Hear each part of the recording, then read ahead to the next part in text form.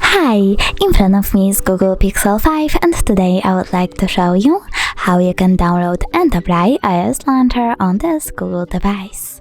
Firstly, go into Play Store. Now click on the search bar and type iOS Launcher. Then you need to download this app from this developer and open it. Now choose one of the options while using the app or only this time. Then click Allow and tap Home button.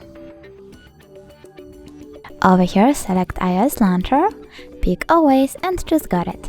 As you can see, Apple layout was applied successfully on this Android device.